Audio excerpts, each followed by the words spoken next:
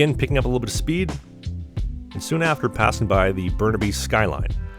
After that, sticking through a little bit of freight traffic and through Coquitlam into New Westminster, as we will make the first of 4 bridge crossings over the Fraser en route to Kamloops for later tonight.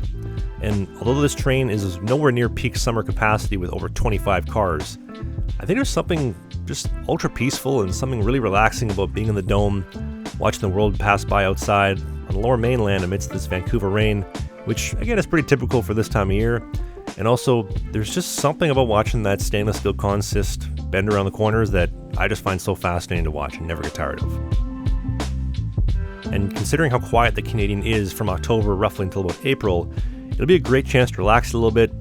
However, one of the drawbacks of riding the train during slow season is that, within 3 hours of departing Vancouver, the horizon is completely faded to black, and we're into the night.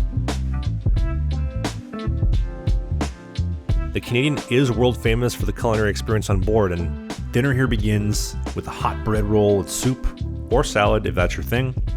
And tonight's main was beef tenderloin, cooked rare just the way I like it, with a creamy béarnaise sauce, chef's choice vegetables, and mashed potatoes. And dessert tonight was their signature chocolate cake, which I actually think is just a giant brownie in cake shape, but it is so rich and it is perfectly paired with a black coffee. And although you could try their strawberry shortcake as the other option, personally, I think it's absolutely wild to consider that all of this food comes out of this tiny kitchen. From their prime rib, which will come up tomorrow night, or their warm apple crisp a la mode served with cold vanilla ice cream, it doesn't get any better than this. And considering that you are dining in what I would describe as an ever-evolving postcard of Canadian landscapes, it is truly one of my favorite restaurants in the entire country. And following your food coma, because you will never leave hungry, I promise you that, for bedtime, let me give you a quick comprehensive tour of the sleepers and showers. Each sleeping car has a public shower on board, and it may shock you, but the water actually gets pretty hot or cold if you're into that, and has great pressure. And Via also provides you with soap and towels, which is great. Now, for sleeping accommodations, I love the berths. They're seats during the day, and basically convert to bunk beds at night. They're cozy, they're comfy, and I got just enough space to spoon a couple of pillows to sleep. I mean, I'm a big guy, but call me biased. There is no better way to experience Canada than like this.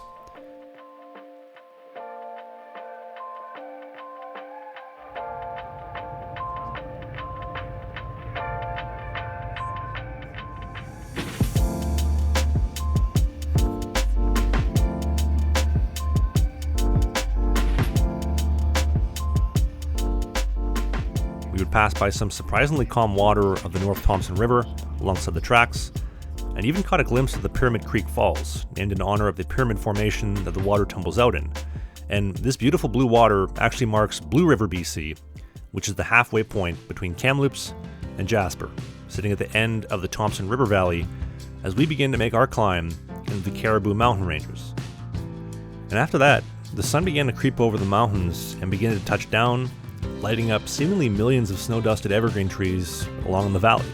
I mean, it was literally like we were moving through the most perfect, picturesque postcard type of day. The bluest of skies, with a few Toy Story clouds off in the distance, fresh champagne powder from the snowfall the night before, seemingly coating everything in sight, and the sun's morning light coming down to highlight the snow-capped peaks ahead. It doesn't get any better. And that will actually mark our official welcome into the northern Canadian Rockies. Now, our next step is going to be the town of Valemount, with a population of about 1,200 people. But they're the next town west of Jasper, somewhere I could definitely see myself living one day.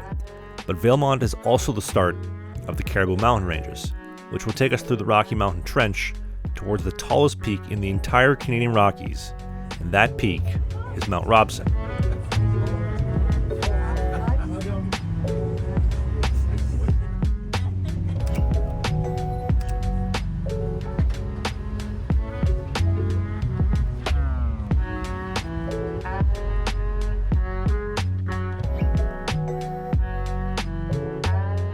Spanning just shy of 4,000 feet high, and if you were to walk from the tip of the peak to the valley floor, it would clock in at around a 3-kilometer long journey. And Mount Robson is actually so tall that it actually produces its own weather system at the top, and also why on average the top peak is only clear 25 days a year. Now sadly, today just isn't one of those days. But Mount Robson was the break-off point where the Grand Trunk Pacific would build northwest to Prince Rupert, and the Canadian Northern Railway would split southwest towards Vancouver, which, technically speaking, the Canadian today is following the original Canadian Northern transcontinental route from Vancouver to Montreal, which was actually Canada's third transcontinental railway. After we pass Mount Robson, that pretty much marks the official passing of the Continental Divide, which is the point in the Rockies where any water west flows to the Pacific and anything east flows to the Atlantic. We'd run alongside Moose Lake, waiting for a few freight trains to clear, including the passing of our westbound sister train, the number 2 Canadian, which will get into Vancouver tomorrow morning. And this also marks our entry into province number 2, Alberta, as we roll towards Jasper.